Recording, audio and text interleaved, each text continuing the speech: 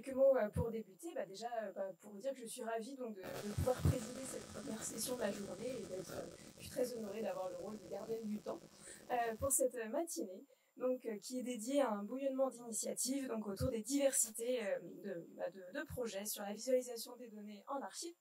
Et donc, je voulais remercier aussi donc, tous les étudiants et étudiantes, le comité d'organisation pour l'invitation à venir présider cette première session. Donc, nous avons le plaisir de commencer par écouter Christelle Bruand, qui est donc responsable des collections et des publics aux archives municipales et métropolitaines d'Orléans, et qui va proposer une intervention sur une story map et des archives pour raconter les bombardements d'Orléans. Donc, je vous laisse la parole pour une vingtaine de minutes, et puis à chaque fois, on aura une dizaine de minutes de questions. Je vous remercie pour l'invitation. Donc en janvier 2019, le pôle d'archéologie de la ville d'Orléans s'est tourné vers moi parce qu'ils organisaient une exposition avec une série de conférences. Et la dernière était une conférence sur la Seconde Guerre mondiale. Et ils voulaient donc que j'intervienne sur ce sujet ô combien écumé à Orléans.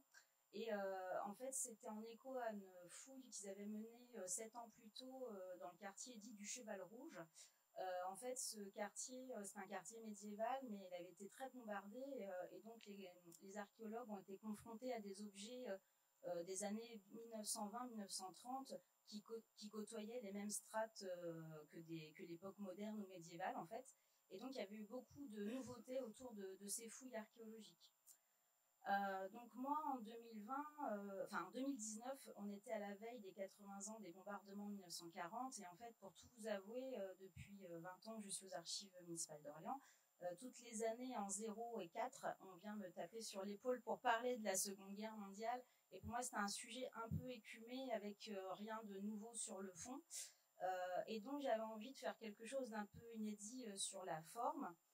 J'avais beaucoup de sources iconographiques que je cataloguais, ou que j'avais déjà cataloguées depuis 2001, et je savais que rien n'avait été fait sur ce sujet-là, sachant que le centre-ville est méconnaissable par rapport à ce qu'il était avant-guerre. On le voit sur la photo, la petite tache grise qui est au centre. Mon idée, c'était de replacer les images sur un plan d'époque, plan actuel à voir. Et donc de pouvoir appréhender les images sous le biais d'un espace qui n'existe plus, mais en pouvant le regarder comme avec l'espace qui existait à ce moment-là, enfin, de nos jours. Cela me permettait aussi de me placer dans une démarche d'archiviste et non pas d'historienne, donc c'est-à-dire de présenter juste des sources, puisque à l'issue, je n'oubliais pas que j'avais une conférence à mener, que le sujet de la Seconde Guerre mondiale, il y a encore des témoins ou des pseudo-témoins. Et donc, j'avais très peur qu'on m'interpelle dans la salle en me parlant de faits liés à la Seconde Guerre mondiale à Orléans, pour lesquels je n'ai aucune connaissance, puisque je suis pas historienne, moi, je suis archiviste. Donc, d'où l'idée de présenter uniquement des sources sur des cartes. Alors, m'est venue l'idée de la story map parce que c'est vrai que je travaillais j'aimais bien déjà tout ce qui était représentation des données. Je m'étais inscrite aux différents ateliers lors des forums de la F. Moi, sur le site internet, je faisais de la représentation chronologique depuis 2014, des plans depuis 2016, des représentations via des plans. J'avais porté ça avec l'éditeur pour le développement de son outil. Et puis des story maps, j'avais vu des réalisations qui me semblaient assez sympas.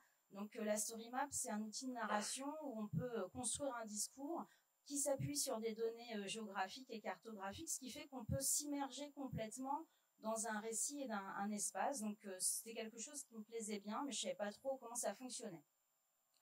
Alors, nous arrivons à l'été 2019. J'ai évidemment regardé des outils un peu libres. J'ai aussi tâté le terrain du côté de mon éditeur internet pour savoir s'il veut faire quelque chose.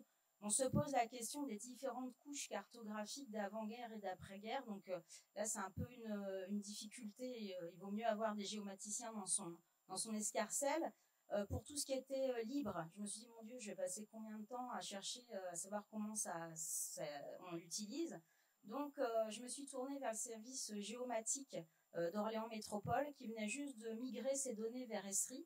Et la société Esri proposait juste à l'été 2019 un nouvel outil de story map.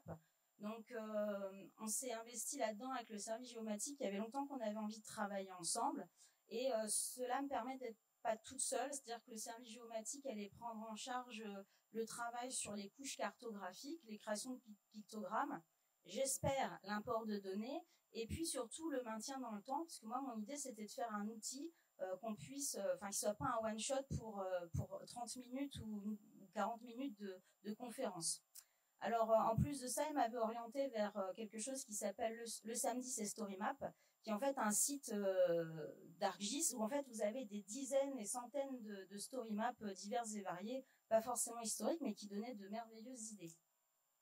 Alors, pour ceux qui n'ont pas vu la StoryMap, vous pouvez la consulter pendant que je parle, ça ne me dérange pas. Donc, juste un petit point, donc, des superpositions de plans d'avant-guerre et de cadastre actuel. L'idée de pouvoir pointer quelques dossiers de recensement de KV-Abri parce que j'avais envie de parler de la défense passive au début des années 30, ce qui est un aspect assez méconnu du public. Deux plans, un plan qui pointe les bombardements de 1940 et un plan qui pointe les bombardements de 1944. Deux focus sur des séries de photos qui permettent en fait de progresser dans le récit et de visualiser les photos en même temps. Alors, une série de photos sur l'entrée des Allemands et puis une série de photos sur les déblaiements, très belle. Et puis, intégrer des visuels statiques aussi, comme dans une exposition virtuelle, des plans, des affiches, des dépliants liés à la Seconde Guerre mondiale. Intégrer des vidéos, notamment des vidéos de la plateforme cyclique en région centre, où il y a des vidéos où on voit la guerre bombardée, enfin Orléans bombardée, pardon. Et puis, évidemment, séquencer et rédiger le récit comme un grand exposé. Voilà. Alors, la première problématique, elle est cartographique, puisqu'il fallait que je fournisse à mes collègues de la géomatique un plan d'avant-guerre. Et en fait, le temps était compté. Il faut imaginer qu'on est à l'été 2019, la conférence est en mars 2020, début mars 2020. Donc, j'avais un plan de géomètre de 1934 qui était déjà numérisé en 14 feuilles. La numérisation datait de 2002. Et donc, j'ai fourni ces 14 feuilles, mon service géomatique qui s'est chargé du recalage. Alors, premier souci du recalage, c'est quand vous êtes en centre-ville, vous pouvez prendre des édifices qui existent encore, la cathédrale, les églises, et étirer le plan à partir de ces points fixes. Le souci est arrivé quand on est passé en dehors des mailles, donc des boulevards, là, que vous voyez, quand il commence à plus y avoir d'édifices, ils n'ont plus de points, les géomaticiens, pour se fixer et tirer la carte de façon propre. Là, je vous montre le nord d'Orléans, mais il faut imaginer qu'au sud, c'est pire, au niveau du bâti. Alors, la deuxième problématique, c'est qu'on m'a dit, mais ton plan a été mal numérisé, il manque des morceaux. Et en fait, c'était pas possible parce que j'avais vraiment mis les planches en entier avec les cadres autour. Et en fait, ils se sont rendus compte que nativement, il manquait des tout petits bouts sur le fond de plan 34. Donc, ce qui crée des ruptures que je vous ai entourées là. Donc, quand vous zoomez sur le balayage plan 34, plan actuel, en fait, on voit des blancs par moment. C'est en fait, nativement, le document d'archive n'est pas bon. Ce qui avait beaucoup étonné les géomaticiens, mais ce qui va dans l'ordre des choses de l'évolution des techniques, en fait. Alors, la deuxième question, c'était constituer le corpus d'images. Alors, est-ce que c'est simple ou pas ? Donc, moi, mon idée, c'était de créer un fichier de récollement en CSV où j'aurais mis les codes, les titres, les descriptions, les dates, etc.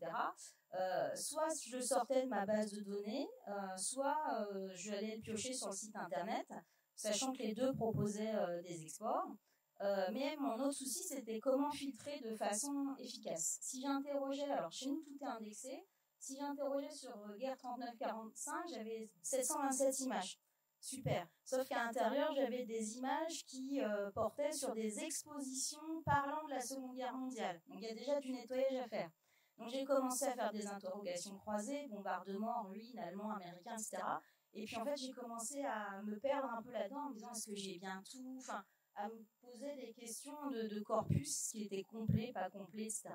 L'autre souci, c'était les dates, puisque dans le logiciel, moi, je les avais cataloguées selon la norme de description de l'image fixe, qui propose donc des sans dates entre crochets, des crochets quand on restitue, etc. Et en fait, là-dessus, pour faire des filtres, c'est un peu mort, quoi. Donc, il fallait que je retravaille au moins sur mes dates. sans compter qu'au fur et à mesure où je compulsais mes images, ça faisait quand même 20 ans qui étaient passés entre le moment où j'ai catalogué et le moment où j'exploitais ces images, j'avais des connaissances meilleures. Je me suis rendu compte que je pouvais affiner certaines dates, revenir en fait sur le travail.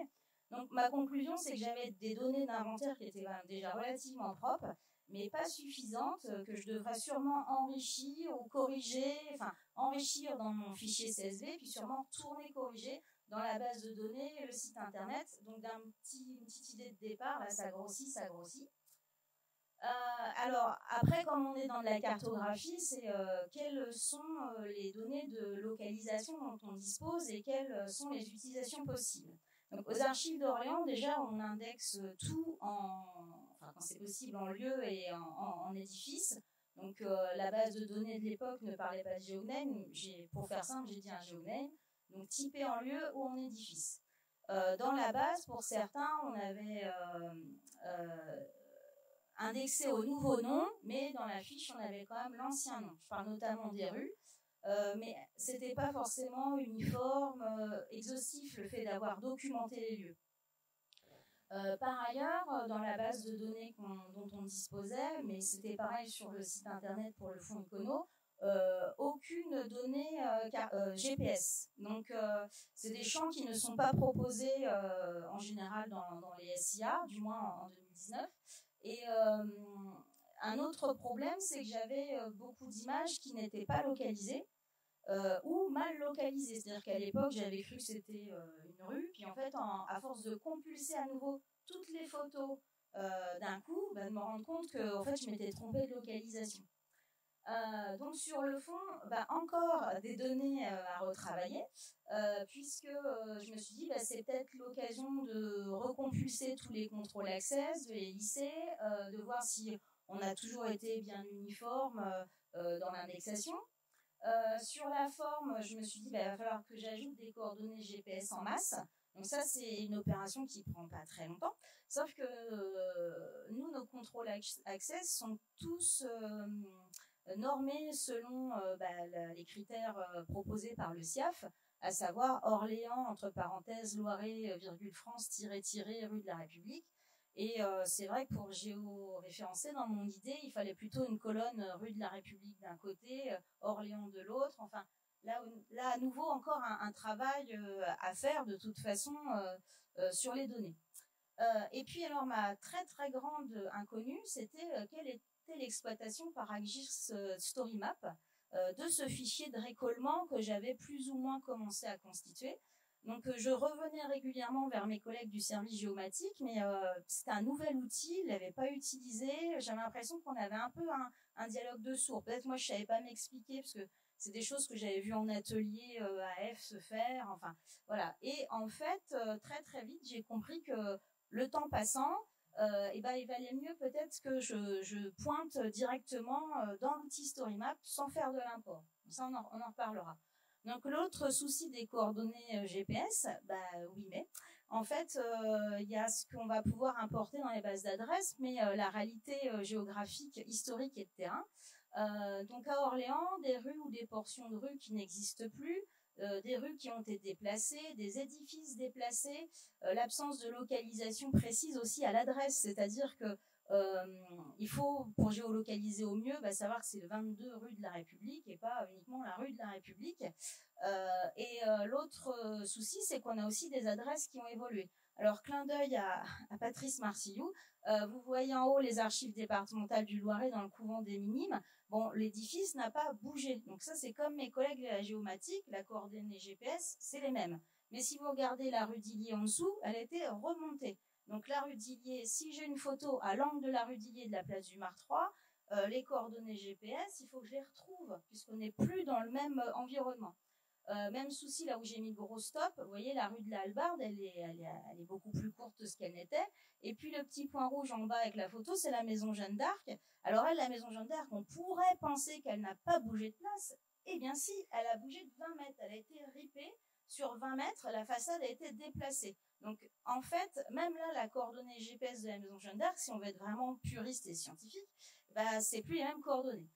Et puis ce petit zigzag, c'est la rue de la Vieille Poterie qui n'existe plus, qui se retrouve sur un pâté de maison actuellement. Donc voilà, vous voyez, vous avez vraiment une réalité de terrain derrière qui fait qu'importer des coordonnées GPS, ça peut avoir sa limite. Donc, je me suis retrouvée à pointer le soir à la veillée au chaud sous ma couverture, et les samedis et les week-ends, mais quelques centaines d'images. Parce que d'un côté, en les voyant, ça avait pu vite fait de me dire, allez, d'un côté c'est 1940, de l'autre côté ce sera 1944. Et donc, comme le disait Julien précédemment, en fait, on se retrouve dans une appréhension du temps qu'on n'a pas forcément, moi que j'avais pas forcément évalué. J'avais pas de commande sur cette conférence. C'est moi qui ai voulu faire quelque chose un peu inédit, avec tout plein de liberté et avec beaucoup d'entrain. Et en fait, je me suis retrouvée à avoir l'envie de me pendre, en fait, parce que ces photos, je les ai toutes vues, toutes replacées. Je me rendais compte qu'il y en avait qui étaient mal décrites, que je glissais, enfin, bon, l'horreur, quoi. En fait, pour moi, c'était quelque part une occasion ratée. C'est-à-dire que les coordonnées, les GPS et la localisation, j'imaginais qu'on allait pouvoir les récupérer et les exploiter de façon très automatique. Celles que j'avais pointées à la main, je me disais super, on va pouvoir réexporter l'outil et les récupérer pour plus tard, peut-être. Et puis, j'imaginais que dans mon fichier CSV, peut-être on allait pouvoir intégrer les liens ARC, ce qui fait que de la story map, on aurait pu basculer vers le site internet pour en savoir plus sur les images. J'ai dit, allez, on va mettre juste une image, un titre, ça ira bien. Donc, parfois les auteurs et encore. Le temps passait, enfin, j'avais mes autres missions, voilà. Et puis, il y avait aussi cette question en sous-main de se dire, est-ce que je mets à jour ma base de données, mon site internet? Est-ce que j'ai pas fait? Donc, ce qui fait qu'il y a 4 ans, j'ai fait la story map et en fait, je sais pertinemment qu'il y a des images dans ma base de données qu'il aurait fallu que je corrige. Voilà. Alors, dans mon cas, est-ce qu'on peut parler de data visualisation? Je ne sais pas. Je laisserai les spécialistes de la question en débattre. Je ne suis pas bien sûre. C'est une expérimentation. C'est toujours intéressant. Moi, j'apprends de mes erreurs. Donc, qu'est-ce qu'on peut en apprendre? Déjà, il y a l'adaptabilité, l'adaptation qu'on a aux outils dont on dispose. Il y a quelque chose qu'il ne faut pas sous-estimer, c'est le temps d'apprentissage des outils. Quand on est dans une expérimentation, on tâtonne. Donc moi, je voyais que la conférence arrivait le 11 mars 2020, donc il fallait que j'avance un peu. Mon objectif de projet aussi, c'est aussi de me rendre compte que une story map, c'est du contenu à rédiger. Pour ceux qui l'ont vu, il y a beaucoup de contenu. J'ai fait énormément de recherches. Donc, de ma petite idée de me positionner en archiviste, j'ai quand même un peu glissé sur ce qui était historique.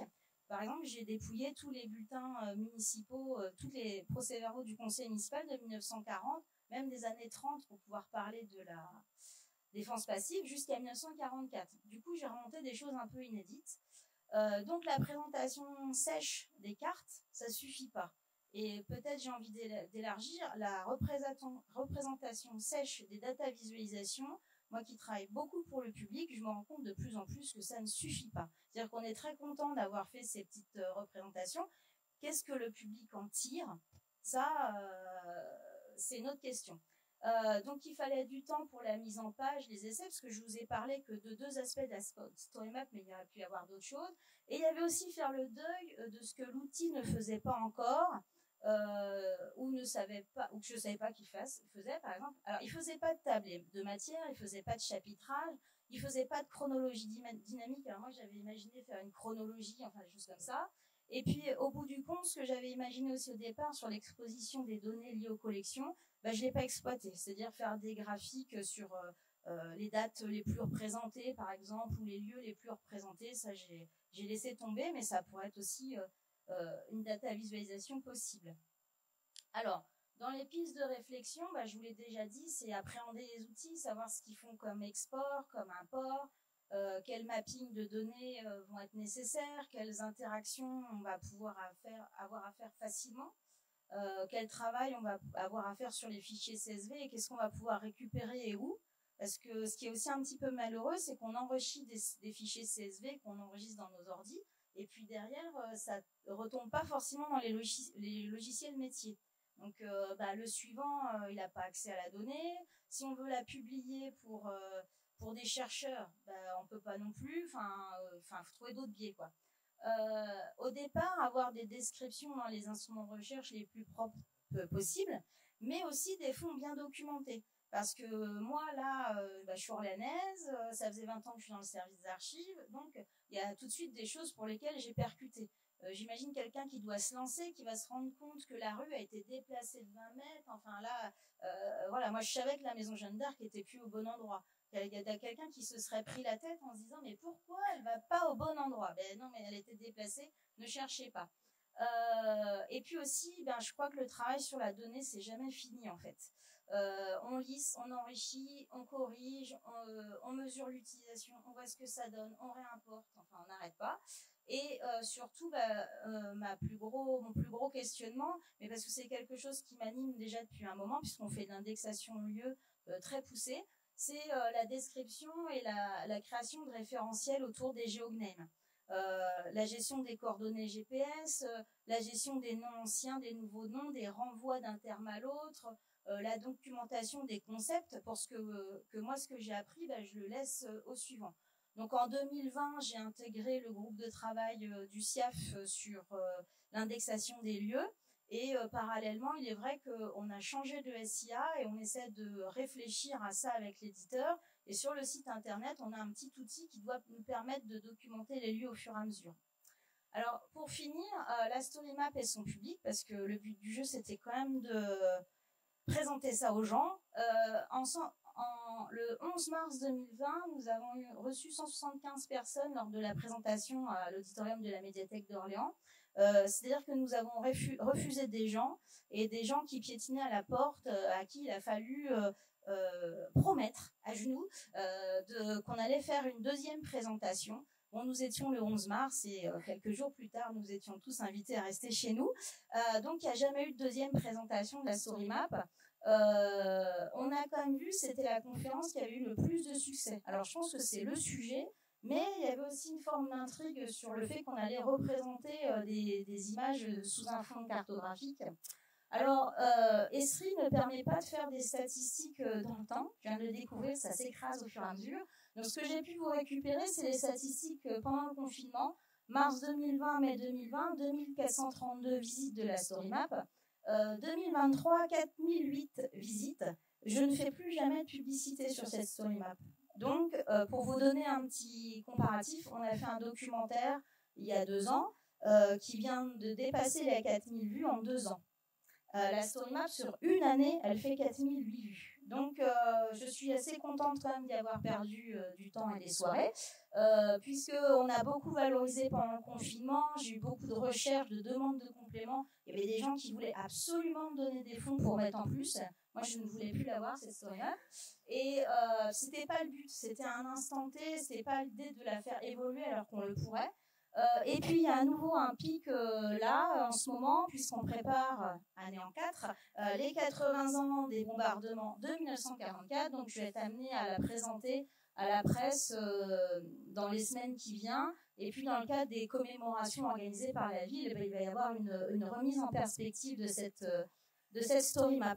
Donc, il y a aussi un étudiant qui a fait une étude sur 1940 dans le cadre de son master, et qui est venu tout de suite vers nous parce que il avait vu la story map, ça lui faisait envie. Alors, je vais moi aussi avoir un paradoxe, c'est qu'il a fait toute son étude sur 1940, mais on va dire à l'ancienne, que du papier, et il n'y a pas eu d'intégration du numérique dans son travail. Moi, je suis allée à sa soutenance, et alors c'était assez amusant de voir que en fait, c'était un outil numérique qui l'avait donné envie de travailler plus sur cette période-là, le master, mais qu'à la fin, lui-même, dans son master, avait une production très papier et figée, en fait, des choses. Donc ça, c'est assez rigolo. Voilà, je vous remercie.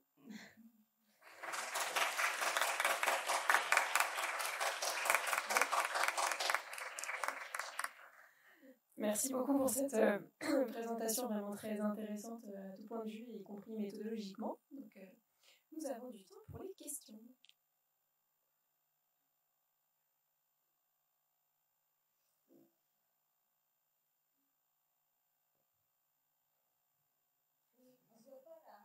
largement.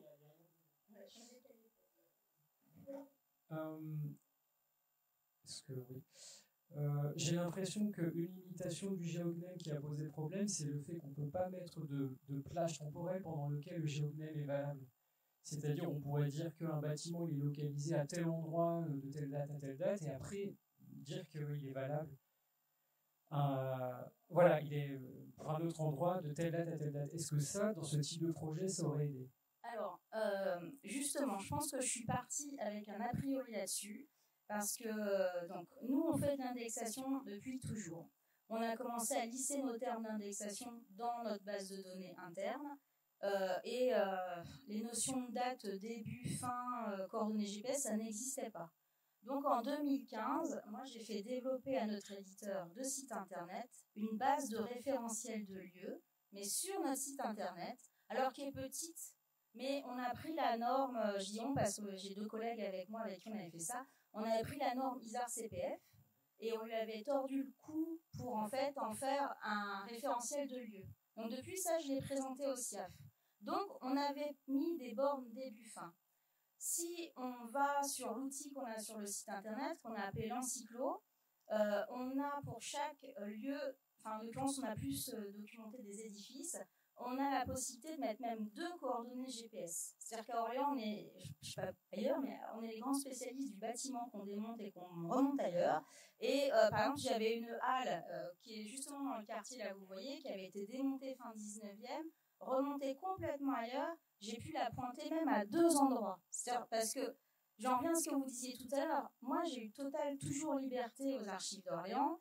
Je ne sais pas si c'est durable, mais en tout cas, jusqu'à les 20 ans, j'ai fait ce que je voulais. Et avec un éditeur où il y avait beaucoup d'entente et de dynamisme et d'échange.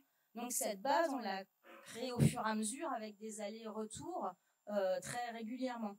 Donc on a pu, dans la base de référentiel, créer un champ forme retenue du nom, où on a mis Orléans, Loire-et-France, tatata. On a mis un champ autre forme du nom, pour les différents noms connus. Ensuite, on a mis un champ de nom un peu grand public, on va dire, et puis une borne de début, une borne de fin, des coordonnées GPS répétables, un champ cadastre quand on l'a, puisqu'il y a le cadastre napoléonien, mais il y a les données cadastrales actuelles. Enfin, voilà, ça, on a biaisé en le développant sur le site internet. Alors, si vous y allez, il n'y a pas beaucoup de fiches depuis 2015 parce que malheureusement, il y a d'autres choses à faire. Il n'empêche qu'on essaie d'intégrer systématiquement nos recherches dans ce référentiel-là. Par exemple, on a interrogé sur le sport, un sujet tout à fait inédit. Eh bien, moi, j'avais fait des recherches, par exemple, sur le vélodrome, sur le stade de la Vallée, des choses comme ça. Et bien, toutes ces recherches-là, on les intègre dans notre référentiel de lieu du site internet. Alors la fiche est ouverte au public ou pas, suivant qu'elle soit propre ou jugée complète. Mais donc nous sommes en 2015, je fais ce développement-là. J'arrive en 2019 en me disant, en fait, on a des outils hyper évolués. Esri, c'est une très très grosse boîte, hein, c'est une boîte américaine. Je crois que tous les services géomatiques ont les outils Esri.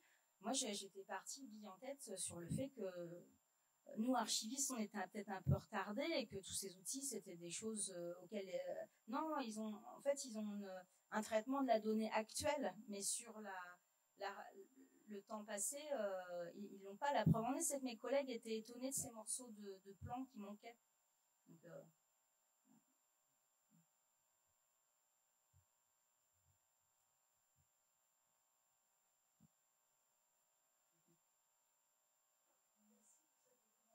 très stimulante.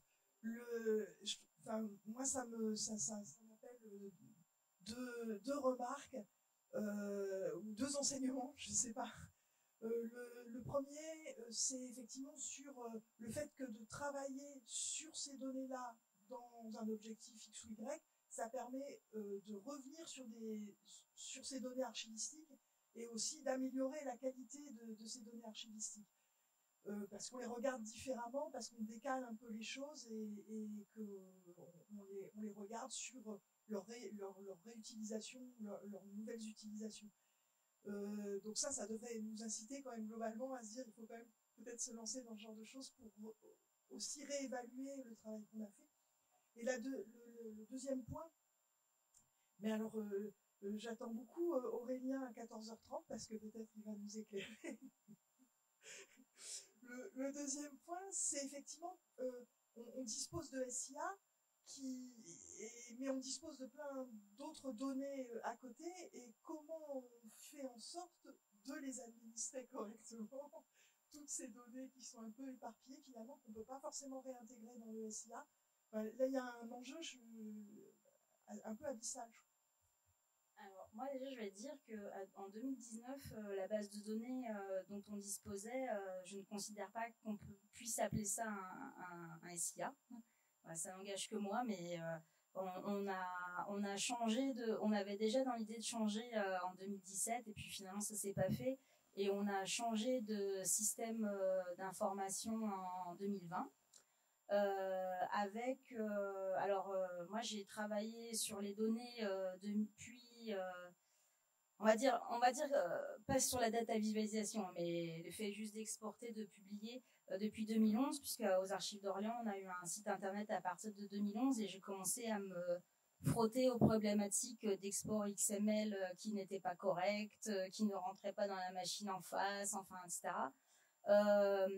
Ces dernières années, on voit beaucoup d'offres d'emploi passer pour être administrateur de SIA, avec des postes qui englobent souvent SIA, site internet et même SAE.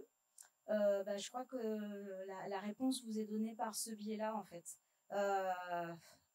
Je crois, enfin, ça va être évoqué cet après-midi, ça devient vraiment une des composantes du métier, le travail sur la donnée. Effectivement, je retiens l'expression qu'on est comme l'expansion de l'univers. On a l'impression que le périmètre s'élargit, puis on tombe des fois dans des trous noirs où on est happé, quoi. Et effectivement, moi, j'ai pas la réponse sur les logiciels, sur où on met, j'ai envie de dire que naïvement, je considère que le nerf de la guerre, ce serait les SIA. Mais des éditeurs, il n'y en a pas tant que ça. Pour rebondir sur ce qui a été dit avant moi, quels éditeurs sont prêts à innover ? Aussi, ceux qui sont innovés, le caractère technique de leurs outils. Est-ce que c'est possible d'innover aussi vite qu'on aimerait ? Derrière cela, est-ce que nos collectivités sont prêtes à payer du développement ? Je sais pas. Moi, dans mon esprit, il faudrait avoir un outil qui fasse qu'on reparte de tout, que ce soit notre référentiel. Je ne sais pas si c'est possible.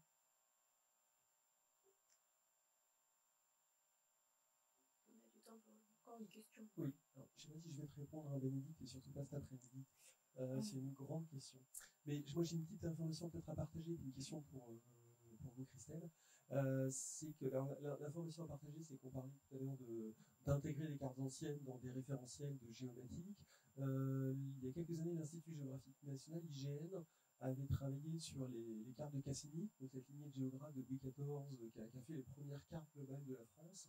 Et là, ils sont en train de travailler en partenariat avec la Bibliothèque nationale de France à une renumérisation des très haute définition. Enfin, la BNF a refait la numérisation très haute def, mais à développer des outils d'IA pour couper les bords de cartes ou tout ce qui n'est pas de l'information cartographique justement sur les atlas publiés par les Cassini, et à recaler ça, ce qui était, il me semble, un des points importants de votre présentation, sur les points géodésiques, géomatiques actuels. Donc au moins pour le XVIIIe siècle, on pourra refaire de la data vise ou de la position de carte hyper intéressant. Et après, peut-être en développant des outils qui permettront de le faire pour d'autres cartes de différentes époques. Et du coup, ma question, c'est, à part 1940-1944, en imaginant des moyens illimités, du temps illimité côté Orléans, vous referiez ça sur quelles autres époques, peut-être pas sur tout, mais il y aurait des époques significatives, des fonds qui Alors, en ce moment, il y a un projet de requalification des mailles. Alors, seuls les Orléanais peut-être comprendront ce que sont les mailles. En fait, les mailles, ce sont les anciens murs de la ville. Donc, vous avez vu, ça fait une ceinture. Et les archéologues sont dans un grand travail en ce moment de fouilles. Donc, éventuellement, Je crois que ce serait intéressant de travailler sur l'espace intra-urbain et sur le développement des faubourgs à l'extérieur, surtout qu'il y a déjà eu des études d'historiens sur ce sujet-là à Orléans. Au 19e, on abat les murs pour faire des coulées vertes. Ensuite, c'est investi par la voiture. Là, l'idée, c'est d'en refaire des coulées vertes et de voir justement comment la ville s'est développée en étoile autour. Mais je sais pas trop. Alors, c'est plutôt du 19e, début 20e pour le coup. C'est vrai que là, la Seconde Guerre mondiale, ce qui était intéressant, c'est que le centre-ville ne ressemble plus du tout à ce qu'il était avant. Donc, j'ai juste une petite info que j'ai oubliée en passant. ArcGIS StoryMap en 2019, c'est tout frais, ça vient de sortir. Donc, évidemment, 4-5 ans, ça a énormément évolué. On peut faire des chronologies dynamiques, etc. Donc, je n'ai pas revu l'outil. J'ai plus de droit d'administration dessus. C'est plutôt mes collègues de la géomatique qui font les corrections quand je leur dis qu'il y a des corrections à faire. Ce que je voulais juste vous signaler, c'est qu'à l'occasion de la journée d'études, je suis retournée voir sur leur site internet et ArcGIS a sorti storymap.com qui est un outil gratuit. Et j'ai été le voir, je me suis inscrite et c'est l'équivalent de ce que j'avais en 2019. Donc si vous voulez, voilà, je voulais juste passer l'info que si vous voulez tester, essayer, vous prenez une adresse mail et vous avez votre compte et vous pourrez tester la StoryMap, en créer une telle que moi je l'ai fait il y a 4 ans. Voilà. Sachant qu'il y a un outil version payante avec beaucoup plus de fonctionnalités, mais au moins ça vous permettra de voir comment on fait. Voilà. Merci beaucoup.